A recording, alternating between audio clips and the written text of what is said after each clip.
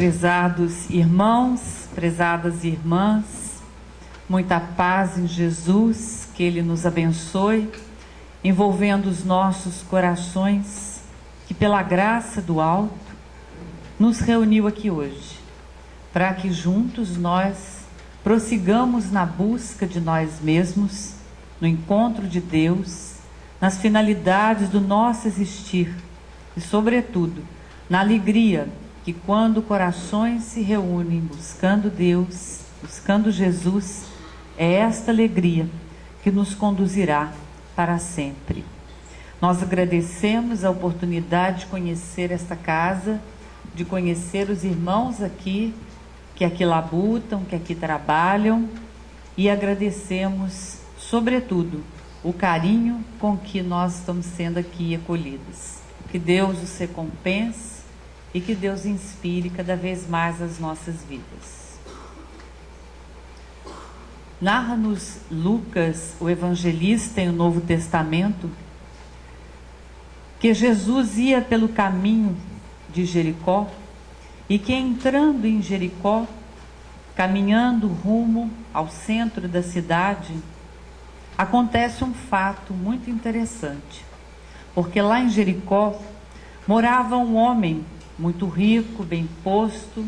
Ele era chefe dos publicanos, tinha grande poder sobre os cidadãos de Jericó e era de nome Zaqueu, que quando soube da notícia que Jesus estaria em Jericó, apressadamente correndo, ele que queria ver Jesus, queria conhecer aquele que se propagava já o Messias da humanidade, ele apressou-se em entrar no meio da multidão para que pudesse aguardar a passagem de Jesus. Mas como ele era um homem de baixa estatura, porque ele era baixinho, ele então teve uma ideia muito assim estranha, mas que funcionou. Ele apressadamente vai passando pela multidão e há uma árvore perto de onde Jesus ia passar. Ele sobe nessa árvore, chamada a Bíblia de sicômoro, uma árvore típica da região da Palestina, e ele ali fica aguardando Jesus passar, em cima da árvore. Jesus, ao andar e chegar próximo, para na árvore em que Zaqueu se encontrava, olha para cima e disse: desce depressa, pois hoje me convém pousar em sua casa. Zaqueu desce da árvore e muito rapidamente busca o caminho de casa, e há de se convir todos nós que iríamos hospedar uma pessoa da estirpe de Jesus. Começa os preparativos, começa a ajeitar tudo para que Jesus pudesse adentrar a sua casa e alimentar-se com ele. E assim ele o fez. Recebeu Jesus em sua casa, ofereceu-lhe uma refeição. E era comum naqueles tempos que quando alguém oferecia uma refeição, um banquete, por mais singelo que fosse o alimento a ser ofertado, que as portas e as janelas ficassem abertas, para que todos que passassem por ali pudessem enxergar o que lá dentro estava acontecendo, quem é que estava se alimentando, quem era o visitante, quem era o companheiro que compartilhava o alimento daquele dia. E começavam então a murmurar uns com os outros e dizer: mas como é que ele come com um pecador? Como é que ele vai tomar uma refeição na casa deste aí, que é um pecador? Zaqueu, é claro, emocionado e cheio de contentamento, e reconhecendo em Jesus aquela figura que é capaz de movimentar qualquer sentimento nosso e operar grandes transformações em nossa vida íntima, levantou-se da mesa de refeição e disse ao Senhor Jesus: eu estou disposto a dar metade da minha fortuna para os pobres. E também, se por acaso prejudiquei alguém nos meus negócios, eu quero lhe restituir 4 vezes mais do que eu prejudiquei. Jesus então diz aquela frase que é conhecida de todos nós: eis que entrou a salvação aqui nessa casa hoje, pois este também é filho de Abraão. Pois o Filho do Homem veio buscar e salvar o que estava perdido. Esta é, em síntese, a narrativa de Lucas, registrando-nos esse maravilhoso e importante encontro de Jesus com Zaqueu. Nós, no estado de Minas Gerais, gostamos muito de interpretar o Evangelho, de buscar a sua essência naquele modelo nos ensinado pelo seu Honório Abreu, ex-presidente da União Espírita Mineira, que criou uma metodologia interessante para explicar o Evangelho, ou melhor, para elucidar os pontos contidos nas passagens evangélicas, que é o estudo minucioso do Evangelho de Jesus, EMEGE. Mas em Minas Gerais, nós o conhecemos como o miudinho, porque o seu Honório nos pedia destrinchar tanto, cada palavrinha, até uma vírgula no versículo tinha importância para ele. Então as pessoas começaram a dizer, não, mas o Evangelho aqui ele é bem miudinho mesmo, e aí ficou esse nome. Então lá em Minas Gerais ele é conhecido como miudinho. E ele nos ensinou nesta metodologia que todas as vezes que nós buscássemos o texto do Evangelho, que nós localizássemos ali qual era o personagem central. No caso do texto que escolhemos para hoje, Zaqueu. E que nós vestíssemos das características emocionais, morais, psíquicas, espirituais daquele personagem que encontrava com Jesus. E que nós observássemos bem qual era o diálogo naquele momento estabelecido. Em que condições este diálogo ocorria? Qual seria a nossa postura espiritual diante de Jesus? E nesta passagem, no grande encontro, o esplendoroso encontro de Zaqueu com Jesus, nós teríamos muitas coisas para retirar. Muita coisa miudinha deste texto importante. Mas nós vamos aqui, em poucos minutos, refletir com os companheiros desta abençoada casa alguns pontos essenciais do trecho evangélico. Primeiro vamos ver quem somos nós. Quem é Zaqueu? Porque agora todos nós vamos nos colocar na posição de Zaqueu. Agora nós somos um chefe de publicanos. E moramos em Jericó, que era, na ocasião, a segunda cidade mais importante da Palestina, por possuir um vasto comércio. Por ali darem-se muitas negociações importantes. Quem queria negociar e ganhar muito dinheiro, procurava Jericó, principalmente em datas importantes, porque ali havia um vasto comércio e um campo muito propício às boas negociações financeiras. Então nós, como os Zaqueus da modernidade, costumamos voltar a nossa atenção e o nosso pensamento para regiões existenciais, para circunstâncias existenciais, onde nós podemos fazer negociações vantajosas. E costumamos então ali fixar a nossa residência mental, onde é mais confortável e onde nós podemos ter mais vantagens. Zaqueu era um homem muito importante. Muito embora não fosse benquisto pela comunidade, porque os publicanos nunca são benquistos, mas ele era temido e até respeitado pela posição que assumia. O publicano era aquele elemento que pertencia ao povo hebreu, mas servia ao Império Romano. Ele angariava as taxas, os impostos, que depois eram transferidos na posse do Império Romano. E como não se tinha um pagamento, eles não eram assalariados, talvez eles fossem o que nós conhecemos hoje como os comissionados, era quanto mais imposto ele pudesse recolher, melhor seria o seu vencimento. E também sabedores que eram, que se recolhessem X, e esse era o X exigido pelo Império Romano, ele só receberia como comissão o que ele pudesse angariar além disto. O que os publicanos, então, mais gananciosos faziam? Eles exorbitavam na cobrança dos impostos, de maneira que o exigido pelo Império Romano era transferido a este, e o que sobrasse, o que eles conseguiam a mais, era a sua comissão. Daí eles serem uma casta, vamos dizer assim, do judaísmo, que não era muito benquista, porque muitos exorbitavam e cobravam muito alto para que as suas comissões, por sua vez, também fossem elevadas. Este, então, é o personagem. É este o arquétipo que está ainda no nosso inconsciente.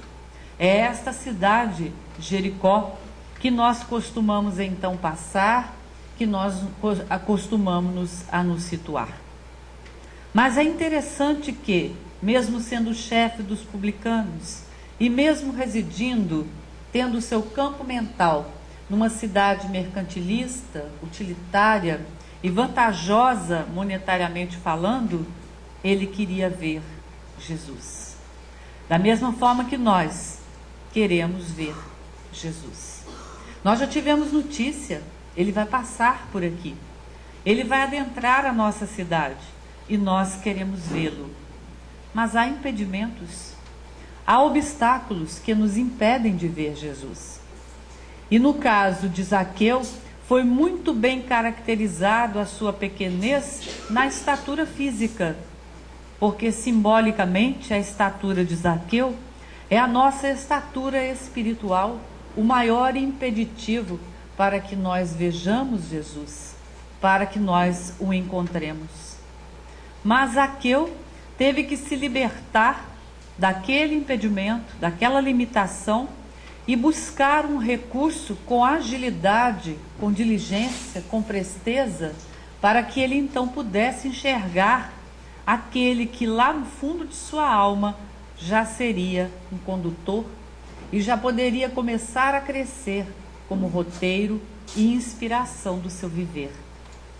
Ele atravessa correndo a cidade e imaginemos, naquela época, um homem da importância de Zaqueu e conhecido por todos, ter que sair correndo no meio de todo mundo e subir numa árvore. Imaginemos isso nos tempos de hoje. Alguém que para nós é autoridade, alguém que para nós detém um título importante, que é detentor de uma capacidade interessante, e nós de repente observarmos esta pessoa a correr ligeiramente e subir numa árvore assim de uma hora para outra. Deve ter sido muito estranha a atitude de Zaqueu aos olhos dos seus contemporâneos, dos seus conterrâneos. Mas quando nós temos impedimentos, barreiras, a impedirem que nós vejamos aquilo que é essencial, porque o Cristo é o essencial às nossas vidas, nós temos que nos libertar dos preconceitos. E foi o que Zaqueu fez. Não importa, vamos nos colocar no lugar dele. Não importa o que pensarem de mim.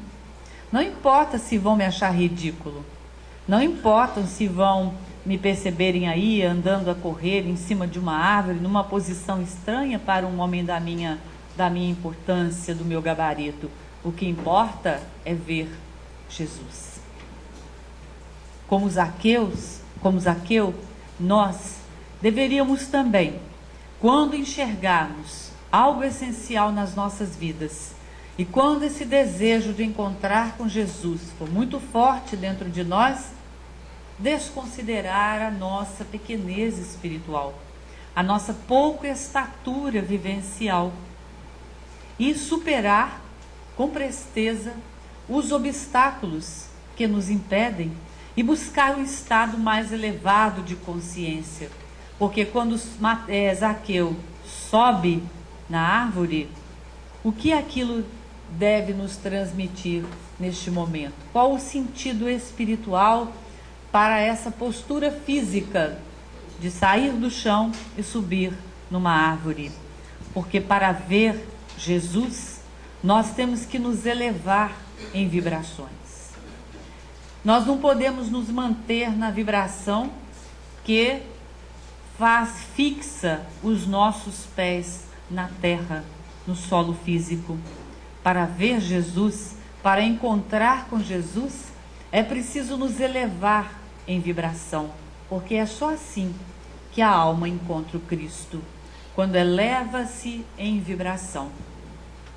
Zaqueu elevou-se não somente no plano físico, subindo em cima da árvore, mas ele elevou-se espiritualmente, superando os padrões de sua raça, vencendo os obstáculos, eliminando os preconceitos, rompendo rígidos padrões de casta, padrões de valorização, e assim ele pôde alcançar muito mais do que ele desejava, porque isso é o que acontece com todos nós. Se nós aspirarmos uma coisa pequenina do que é essencial, basta uma ligeira, uma sutil e pequenina aspiração para nós recebermos da vida espiritual aquilo que é grandioso. Porque o que Zaqueu queria, diz Lucas, ele queria ver Jesus, e ele ganhou muito mais do que isto. Hoje me convém pousar na sua casa. Ele não apenas viu Jesus, ele recebeu Jesus em sua casa. Ele pôde oferecer refeição, ele pôde ter Jesus como companheiro na sua mesa de refeições, porque ele aspirou o mínimo e ele recebeu o máximo. É assim que funciona a lei espiritual. Basta que nós aspiremos o pouco, o mínimo, para que o muito, para que o infinito nos visite na nossa casa interior. Observemos 4 atitudes, 4 passos essenciais nesse episódio de Zaqueu para a compreensão do nosso próprio processo de busca espiritual. Porque, em verdade, meus irmãos, nós nesse plano existencial não temos feito outra coisa senão procurar Jesus. Zaqueu, ele seguiu 4 etapas, vamos dizer assim, da busca do que é essencial. Primeiro, ele viveu a saturação daquilo que era vantagem provisória. Enquanto nós não vencermos esta etapa, a busca de Jesus, ela ainda é uma coisa assim muito vaga, alguma coisa que a gente ouviu falar, mas ainda não nos toca profundamente. Enquanto nós não nos saturarmos, quer dizer, enquanto nós não experimentarmos tudo que a matéria pode nos oferecer em termos de vantagens provisórias e nos saturarmos destas vantagens, a aspiração de ver Jesus não é suficiente para fazer com que nós nos elevemos em vibrações e superemos obstáculos e preconceitos para correr ao encontro dele. Saturação das vantagens provisórias, sejam elas de que nível for, sejam elas em bens materiais, sejam elas em títulos que ilustrem o nosso pensamento, sejam elas em aquisições afetivas que possam sanar as carências ou as pseudo-carências que nós trazemos, seja em que nível for. O que for vantagem apenas para a vida física, enquanto delas nós não nos saturarmos, nós não sentiremos essa ardência, este vigor, este anseio maior dentro de todos nós, convidando-nos a buscar Jesus, a encontrar com Jesus. Depois desta etapa, a primeira, nós temos a segunda, que é um despertar para uma nova vida. Porque no mesmo instante em que Zaqueu encontra-se com Jesus e o recebe em casa, e o interessante, Jesus não dialoga com Zaqueu, não lhe aconselha, não lhe passa sermões. não lhe dá advertências, não lhe aplica corrigendas, nem diz: Zaqueu, você deve fazer isso, você deve fazer aquilo. O texto evangélico não nos conta. Pelo contrário, o texto evangélico relata uma fala muito mais intensa de Zaqueu, que diz: Senhor, a partir de hoje eu estou disposto a ofertar metade da minha fortuna aos pobres. E também desejo restituir em 4 vezes mais a todos aqueles que porventura eu tenha prejudicado. Desejo lhes restituir. Despertar para uma nova vida. Primeiro, a saturação. Segundo, há um despertar natural, quando a gente encontra Jesus, depois da saturação das coisas provisórias, há um despertar natural para uma vida diferente, porque tudo fica novo, como diz Paulo. Aquele que está em Cristo, nova criatura é. Eis que tudo se fez velho. As coisas velhas já passaram, e tudo se fez novo. Assim é o texto. Aquele que está em Cristo, nova criatura é. As coisas velhas já passaram, eis que tudo se fez novo. É um despertar para uma vida diferente, porque quando nós temos a experiência crística dentro de nós, e ela acontece com todos os filhos de Deus, ela é uma experiência forte, ela nos dá indicativos novos, ela sinaliza um trajeto completamente inverso ao trajeto que vem sendo feito. Não que este trajeto novo anule o anterior, pelo contrário, abraça esse anterior como se ele fosse o sustento e como se ele fosse o processo necessário para que nós agora pudéssemos estar mais conscientes para o trajeto novo. Primeira fase, a saturação das vantagens provisórias. A segunda seria o despertar para uma vida nova. E o terceiro passo seria a aquisição de um estado mental diferente. Porque todas as vezes que algo mais impactante em nossas vidas acontece, e como a busca de Jesus é uma busca eterna de todos nós temos a tendência de fazer grandes renovações e mudanças na vida. Mas se essas grandes mudanças e renovações, elas não forem impulsionadas por uma renovação mental, elas são de superfície. E no instante a gente retoma o comportamento antigo, como nos ensina Emmanuel. Os hábitos condicionados, aprendidos ao longo das vidas, eles falam muito alto e eles nos revelam até um certo animismo que nos impele a cometer os mesmos atos e até os mesmos delitos se nós não fizermos renovações nos padrões mentais. Sem mudança na mente, a mudança física ela é momentânea e haverá uma tendência em todos nós a retornarmos aos padrões da antiguidade, porque eles são mais confortáveis, conhecidos, não nos exigem muitos esforços e tendem a nos enganar, a nos ludibriar, dizendo-nos que está bom do jeito que está. Vamos devagarzinho, vamos com calma. Paulo de Tarso nos diz que nós não deveríamos nos confortar, aliás, nos conformar com este mundo, mas que deveríamos transformá-lo pela renovação de nossa mente, corroborando o que aqui nós estamos a refletir.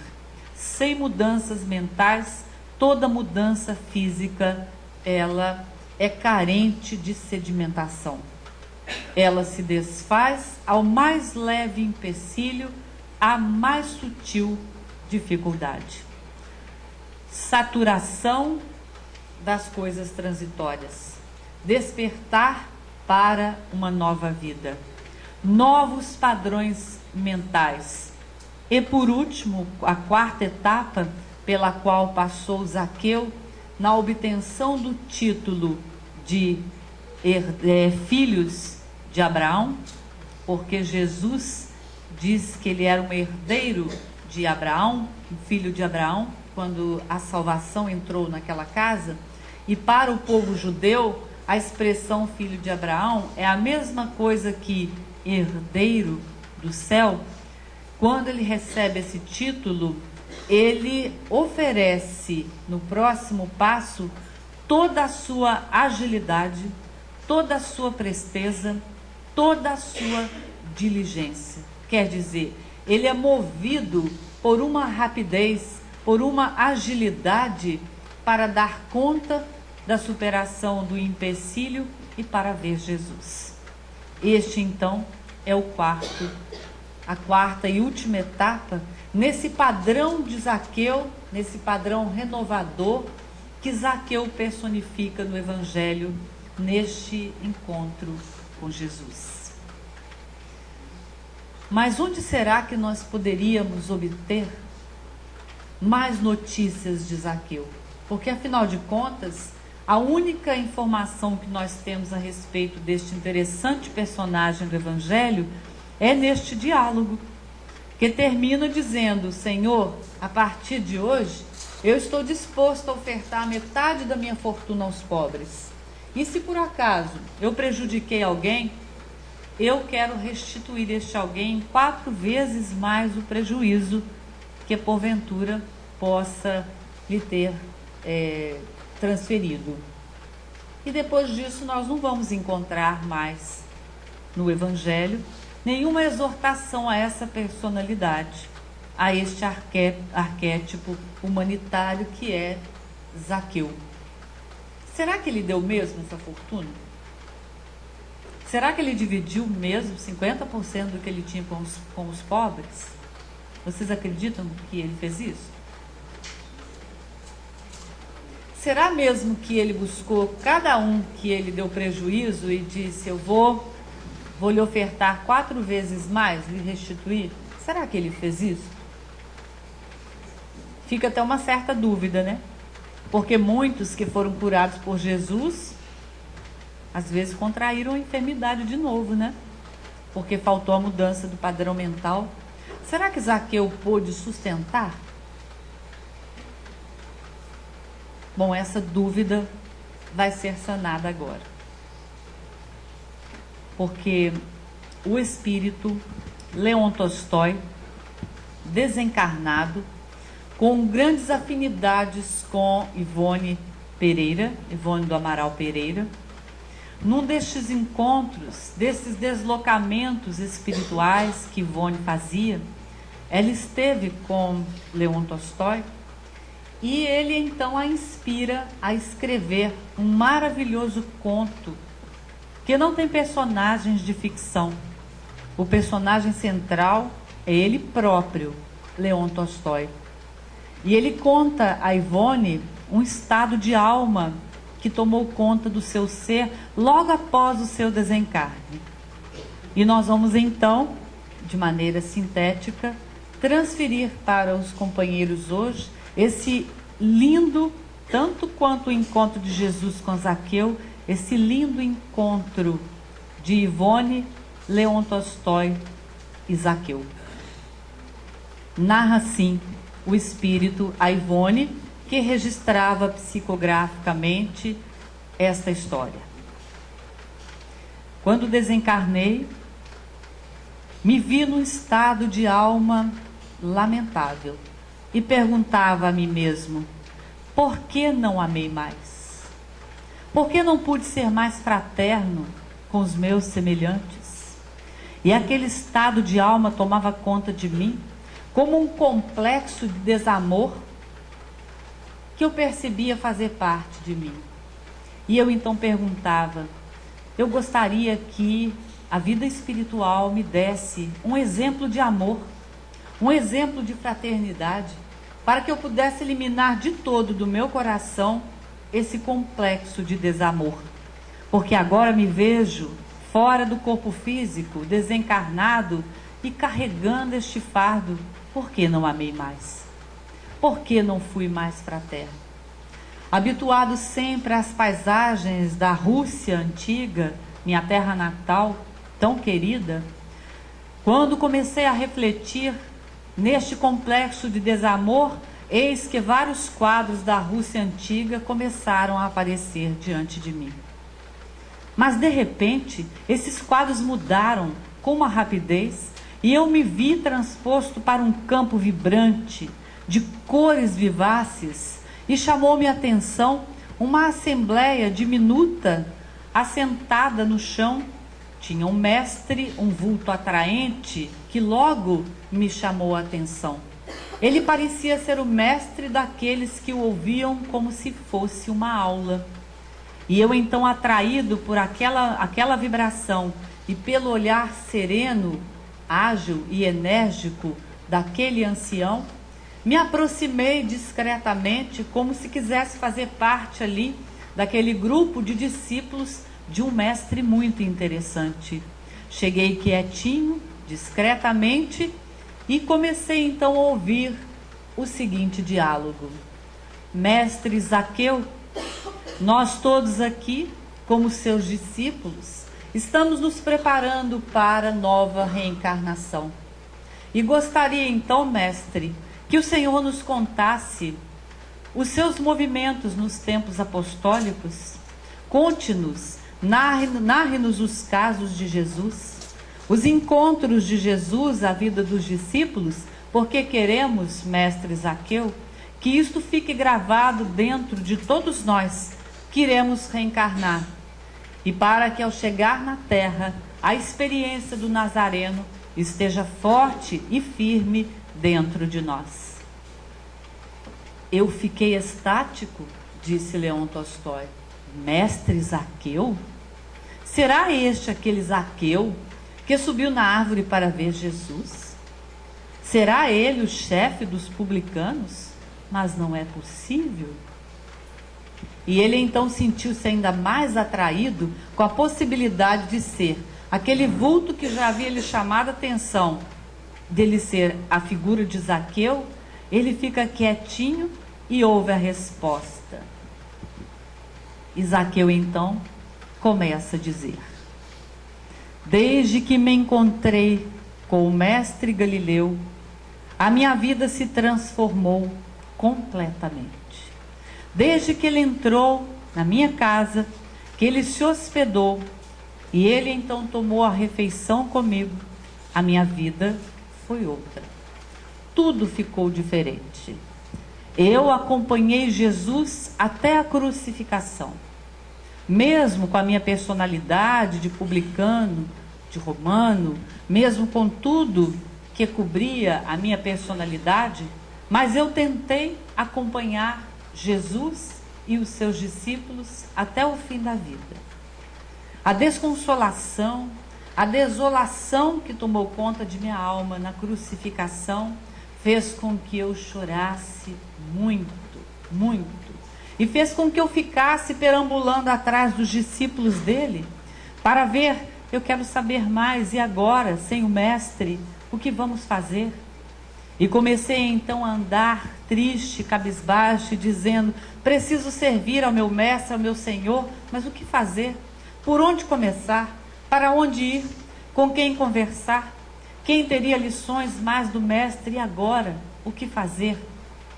Passei a frequentar Betânia e me tornei um habitante assíduo da casa de Lázaro, de Marta e Maria. Fui às praias de Cafarnaum falar com os irmãos Boanerges, mas eles não puderam. Eu queria que eles me adotassem como discípulo também, mas eles não poderiam me dar atenção.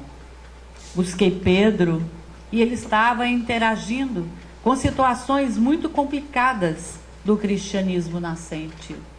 Eu sabia que eles estavam atarefados, afinal, o mestre havia partido e muito teria que se fazer para que a mensagem dele se fixasse na terra. Erroneamente, tenho que confessar a vocês, erroneamente eu supus que eles não queriam me dar atenção porque eu era publicano, mas eu estava enganado. E eu continuei a peregrinar. Nesta ocasião, eu já havia me afastado das atividades profissionais em Jericó. A minha fortuna, conforme eu mesmo disse a Jesus, eu já havia distribuído para os pobres. Parte dela eu doei à minha família para que eles pudessem ter uma vida razoavelmente tranquila, porque afinal eu não mais poderia os acompanhar, porque minha vida a partir daquele instante do encontro com o Galileu era para servi-lo em qualquer situação. Reservei um pouquinho só para o meu sustento, até que eu soubesse como eu poderia servir Jesus, como eu poderia atuar na sua causa, e também como como eu dominava as letras, a álgebra e a matemática, o grego. Quando eu não tinha alunos para dar aula, para o meu sustento, certamente que havia muita madeira para serrar ou água para carregar. Comecei a trabalhar para o meu sustento, mas eu sempre ficava a me indagar. Chorava intranquilo e perguntava: Jesus, o que fazer? Como servi-lo, Jesus? Como seguir os seus passos? Eu tentava me aproximar dos discípulos, não desgrudava deles, mas não conseguia me sentir um deles. Não conseguia entender qual era a minha tarefa. Um dia, e isto se deu em Jerusalém, eu ouvi dizer que um certo homem, muito importante, que havia sido responsável pelo apedrejamento de Estevão, estaria a pregar em Jerusalém. O seu nome era Saulo, também conhecido como Paulo. Eu fui ouvir as suas pregações e me emocionei quando Paulo descreveu com detalhes o seu encontro com Jesus nas terras de Damasco. Todos choraram, eu inclusive, Paulo também. Quando ele terminou a pregação, eu o procurei separadamente em reserva e contei-lhe da minha agonia. Disse-lhe da minha tristeza depois da partida de Jesus. Contei-lhe que o que eu mais desejava era servir a esse mestre, mas eu não sabia por onde começar, o que fazer, como caminhar. Minhas mãos estavam à disposição, mas eu não sabia do que deveria preenchê-las em nome daquele que salvara a minha vida, que entrou na minha casa e que me trouxe salvação. Ao relatar isto para o jovem Paulo, ex-Saulo, ele então me orientou da seguinte forma. Leon Tolstói, quando narra, e é claro, a minha memória não conseguiria trazer todos os detalhes, e nem o tempo, se a minha memória permitisse, o tempo seria também o cerceador aqui dos detalhes. Mas Leon Tolstói diz que este momento do encontro com Paulo, e quando Paulo foi lhe passar orientações, que ele reviveu toda a emoção do aconselhamento de Jesus, das palavras de Jesus. Então Paulo disse a Zaqueu, que relatava isso aos seus discípulos, com o acompanhamento de Leon Tolstói em espírito. Paulo disse: Zaqueu, para servir Jesus, não podemos ficar em divagações contemplativas. Jesus precisa de servidores enérgicos, firmes, compassivos. Precisa de servidores ágeis, que sejam capazes de levar pão, lume, agasalho, advertência fraterna, consolo, boa amizade. Zaqueu, Jesus precisa daqueles que possam levar esperança aos tristes, que possam levar consolação aos ignorantes, que possam levar esperança às almas perdidas da terra. Zaqueu, Jesus precisa de bons servos, servos que agem, servos que amam, servos que amparam. Fiz meus discípulos, dizia Zaqueu, aqueles que se preparavam para reencarnar e o escutavam naquele momento com a participação do Espírito Tolstói. Fiz deste o meu lema. A partir daquele encontro com Paulo, nunca mais tive dúvidas do que eu deveria fazer. E também nunca mais abandonei Paulo. Até hoje. Diz assim o texto. O que significa: o que nos leva a concluir que Zaqueu acompanha Paulo de Tarso até hoje no seu ministério, no trabalho com Jesus. E então, Leon Tolstói tem ali, naquele relato de Zaqueu aos discípulos que preparavam para reencarnar, toda a orientação que ele precisava para banir de vez de sua alma aquele complexo de desamor, para que ele nunca mais perguntasse: por que não amei mais? Por que não fui mais fraterno?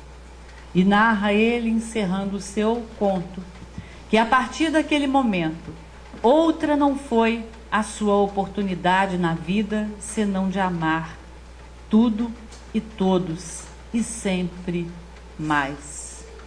E para você, leitor que me acompanha, diz ele assim: ama muito, ama sempre, ama eternamente. E é por isso, meus irmãos, que o encontro de Zaqueu com Jesus surpreende-nos a alma nos tempos de agora. Porque o encontro de Jesus com Zaqueu é o encontro de Jesus com esta personalidade que nós bem conhecemos, que mora dentro de cada um de nós, que ainda não encontrou força para romper preconceitos, padrões convencionais, que ainda não tem força, agilidade, destreza para submeter-se a algumas situações que aos olhos de muitos poderiam ser ridicularizantes, poderiam ser sinal de desequilíbrio ou de tolice ou qualquer outro título que queiramos dar a certas atitudes que o devotamento e a entrega a Jesus pede de cada um de nós. O encontro com Zaqueu nos revela que se nós conseguirmos, como ele, conjugar as 4 etapas, saturar-nos daquilo que é vantagem provisória, despertarmos para uma nova vida, trabalharmos novos padrões mentais e termos agilidade e presteza na tomada de decisões, mostra-nos que no atendimento a estes 4 itens, todo e qualquer um de nós pode realmente elevar-se em vibrações para ver Jesus.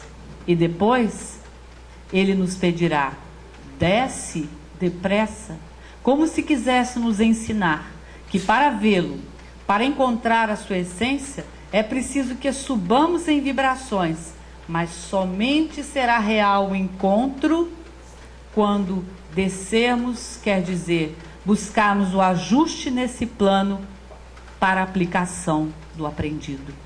Se temos que subir para ver Jesus, vendo, desfrutando daquilo que ele pode nos oferecer, é depois preciso descer aos padrões da humanidade e ajustar-nos em comportamento e em conduta para realmente termos o título de bons servos dele. Se nós atendermos, meus queridos irmãos, a estes fatores, aguardemos, confiantes, porque em subindo, Jesus nos dirá: desce para ajustar. E quem sabe, não é este o momento do nosso ajuste essencial com a vida? E quem sabe não será este também o momento em que os nossos ouvidos possam perceber, possam sentir que Jesus também irá nos proferir a célebre frase do Evangelho: hoje convém pousar na sua casa. Convidemos então Jesus, que pouse sim na nossa casa interna, que ele venha participar, ser o nosso comensal, e que ele nos faça mudar os padrões de vida, para que nós então sejamos dele servos bons e fiéis. Com as bênçãos desse nosso Senhor Jesus Cristo, nós agradecemos este momento, rogando a ele paz, e muita luz para a vida de todos nós e para o trabalho que esta casa vem realizando em nome dele.